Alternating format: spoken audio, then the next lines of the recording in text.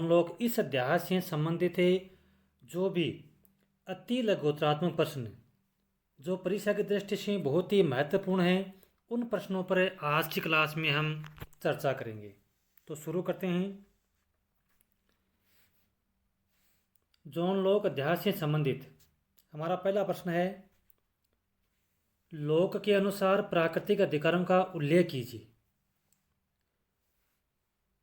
John Locke के अनुसार प्राकृतिक अधिकार हैं वो 3 प्रकार के हैं।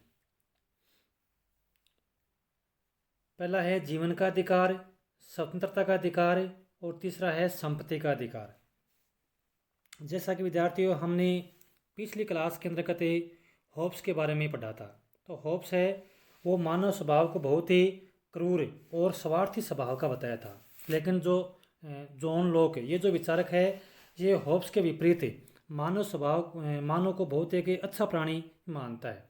वो यह कहता है कि मानव के अंतर्गत जो मानव का स्वभाव है उसके अंतर्गत दया, सहिष्णुता और आदि और भी जो आदि अनेक जो गुण हैं वो मानव के अंतर्गत पाए जाते हैं।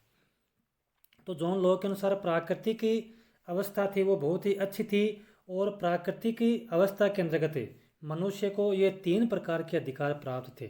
पहला है जीवन का अधिकार, दूसरा स्वतंत्रता का अधिकार और तीसरा है संपत्ति का अधिकार।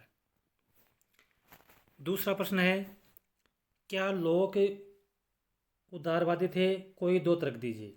हमारा दूसरा प्रश्न है कि क्या जॉन लॉक ये जो विचारक हैं क्या ये उदारवादी थे? कोई 2 तर्क दीजिए।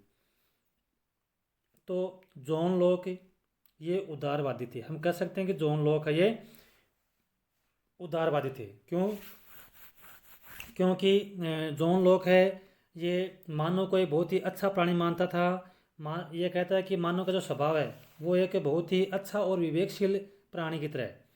यानी जॉन लॉक के अनुसार मानव विवेक में आस्था होने के कारण, पहली बात यह है कि जॉन लॉक है वो मानव के विवेक में आस्था रखता है। दूसरी बात है व्यक्ति के अधिकारों को अनुल्लंघनीय मानने के कारण जॉन लॉक ये कहता है कि व्यक्ति को जो ये 3 प्रकार के अधिकार प्राप्त हैं, जीवन, स्वतंत्रता और संपत्ति, इन 3 अधिकारों का उल्लंघन नहीं हो सकता। यानी व्यक्ति को यह अधिकार हर हाल में प्राप्त होने चाहिए। तो इस प्रकार हम कह सकते हैं कि भाई जॉन लॉक है ये एक उदारवादी विचारक थे, क्योंकि ये मानव के प्रति इनका जो रवैया है वो उदार प्रकृति का था।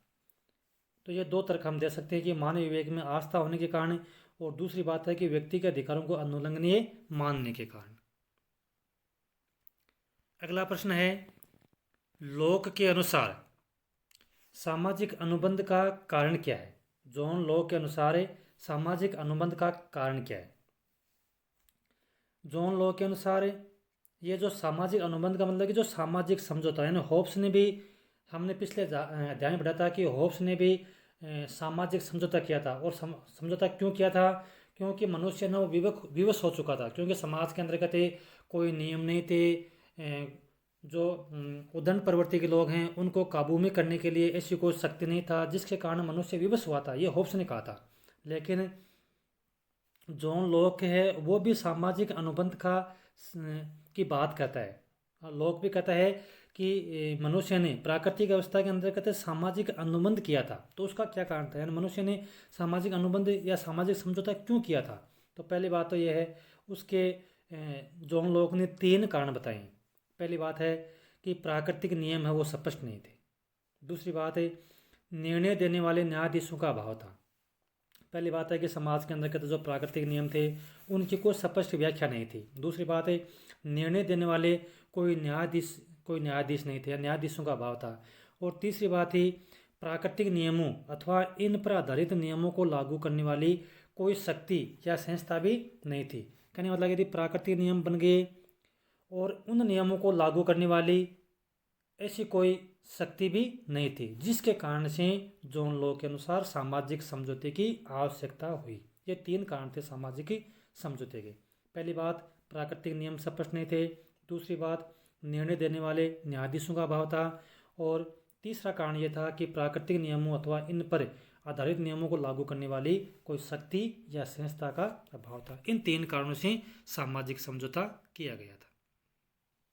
अगला प्रश्न है, व्यक्तिवाद का अग्रदूत किसे कहा जाता है? तो जॉन लॉक को व्यक्तिवाद का अग्रदूत ही कहा जाता है।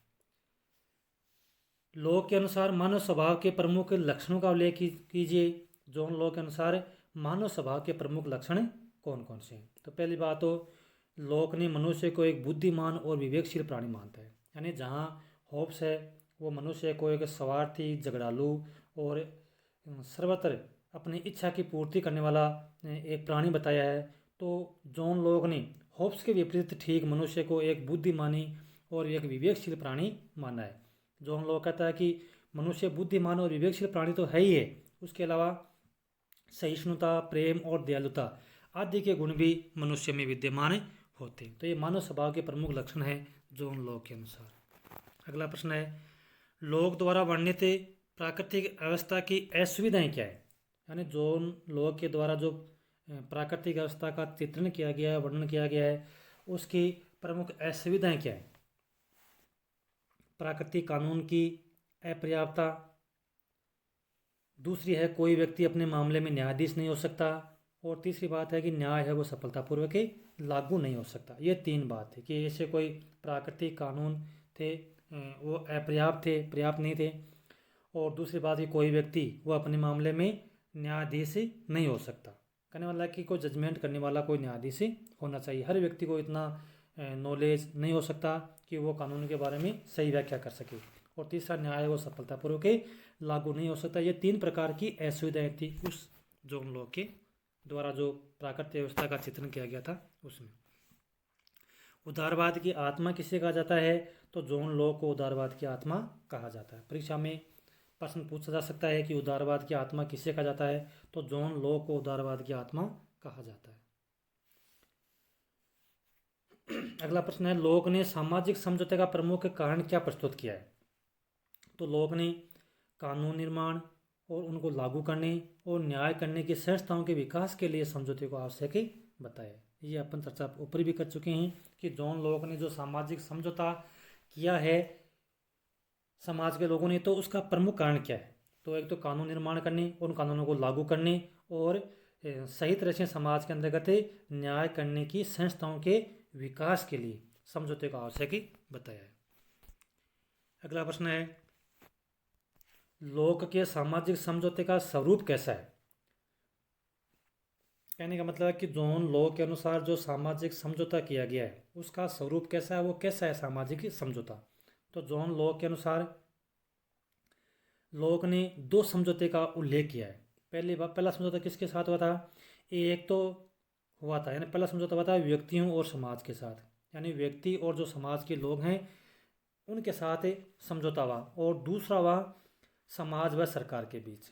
भाई कहने का मतलब कि पहले तो व्यक्तियों और समाज के बीच में हुआ, जिसके परिणाम स्वरूप एक तरह से संप्रभुता का निर्माण हुआ, यानी एक राज्य नामक संस्था का उद्भव हुआ। और दूसरा, पहले समझौते के द्वारा जिस संस्था का निर्माण हुआ, तो दूसरा जो समझौता ना वो समाज और सरकार के बीच हुआ था। पहली बात तो पहला समझौता किसने किया? व्यक्तियों ने आपस में किया। तो व्यक्तियों ने आपस में समझौता किया, उससे तो क्या हुआ? समाज का निर्माण हुआ। और दूसरा जो सरकार है, यानी एक तरह से राज्य का निर्माण है, लोगों ने मिलकर के आपस में एक सरकार का निर्माण किया, तो समाज और सरकार के बीच में ये दूसरा समझौता हुआ, जिसके तहत मतलब कहने का मतलब है कि एक तरह से शर्तें हैं, उन शर्तों के ऊपर सहमति हुई। उन शर्तों के ऊपर कि जो समाज और सरकार के बीच में जो समझौता ना कि भाई जिस सरकार का निर्माण समाज के लोगों ने किया है, तो सरकार है वो उन समाज के लोगों के साथ क्या क्या करेगी, उनको वो क्या क्या सुविधाएं देगी और किस तरह से कानून का निर्माण करेगी। तो वो समझौता हुआ था समाज और सरकार के बीच में। अगला प्रश्न है, लोक के सामाजिक समझौते की कोई दो विशेषताएं बताइए। तो पहली बात तो है कि समझौता है वो सामाजिक और राजनीतिक दोनों प्रकार का है। सामाजिक कैसे कि समाज के लोगों ने, जैसा कि हमने ऊपर के प्रश्न में पढ़ा, लोग ने दो समझौते का प्रावधान किया है, दो समझौते बताए उसने। पहला है एक व्यक्तियों और समाज के साथ, दूसरा समाज और सरकार के बीच। तो पहली बात तो है कि समझौते इस प्रकार दो प्रकार के होगी, सामाजिक और राजनीतिक दोनों प्रकार का है। क्योंकि पहले समझौता किसके बीच में हुआ था? व्यक्तियों के बीच में हुआ था, समाज के लोगों के बीच में हुआ था। और उस समझौते के तहत किसका निर्माण हुआ? राज्य का निर्माण हुआ, यानी सरकार का निर्माण हुआ। तो समझौता किस प्रकार का हो गया? सामाजिक और राजनीतिक दोनों प्रकार का हो गया, और यह सहमति पर आधारित है। क्योंकि पहला जो समझौता हुआ था वो समाज के लोगों के बीच में हुआ था, तो वो भी सहमति पर आधारित था। और दूसरा जो समझौता हुआ वो सरकार और समाज के लोगों के बीच में, तो उसमें भी शर्तें थी, यानी कुछ शर्तों के ऊपर सहमति बनी थी कि सरकार है वो लोगों के लिए इस प्रकार से काम करेगी। तो दोनों ही जो समझौते थे वो दोनों ही सहमति पर आधारित थे। यानी पहला समझौता सामाजिक और राजनीतिक दोनों प्रकार का है, दूसरी इसकी विशेषता है कि यह सहमति के ऊपर आधारित है। अगला प्रश्न है, लोक ने किस प्रकार के राज्य का समर्थन किया है? तो लोक ने संवैधानिक राज्य का समर्थन किया है। अगला प्रश्न है, लोक के दर्शन का सर्वाधिक शक्तिशाली तत्व कौन सा है? तो वह है व्यक्तिवादिता, यानी लोक ने व्यक्ति को सर्वोपरि माना है और व्यक्ति के महत्व का या व्यक्ति के जो आदर्श है उसका लोक ने चित्रण किया है। तो जो सबसे अधिक शक्तिशाली तत्व है वो है व्यक्तिवादिता। अगला प्रश्न है, लोक के राज्य की दो प्रमुख विशेषताएं बताइए। यानी लोक ने जिस तरह से राज्य का उसने चित्रण किया है, राज्य को एक जिस रूप में उसने उसका बखान किया है, तो उसकी दो प्रमुख विशेषताएं कौन कौन सी है? तो पहली विशेषता तो ये है कि राज्य मानव कल्याण का एक साधन मात्र है। कहने का मतलब कि राज्य अपने आप में निरंकुश नहीं हो सकता, यानी राज्य का निर्माण किसने किया है? व्यक्तियों ने किया है और सहमति पर आधारित है। यानी किस लिए किया है? भाई समाज हित के लिए किया है, लोगों के कल्याण के लिए किया है। तो राज्य इस प्रकार क्या है? राज्य मानव कल्याण का एक साधन मात्र है, यानी इससे ज़्यादा कुछ नहीं हो सकता। और दूसरा है, राज्य का जो आधार है ना वो जनसहमति पर आधारित है। कहने का मतलब कि राज्य का निर्माण लोगों ने आपसी सहमति के आधार पर किया है, और इसी आधार पर किया है कि राज्य है वो लोगों के हित के लिए काम करेगा। तो लोगों की जनसहमति पर आधारित है। ये दो प्रमुख विशेषताएं। अगला प्रश्न है,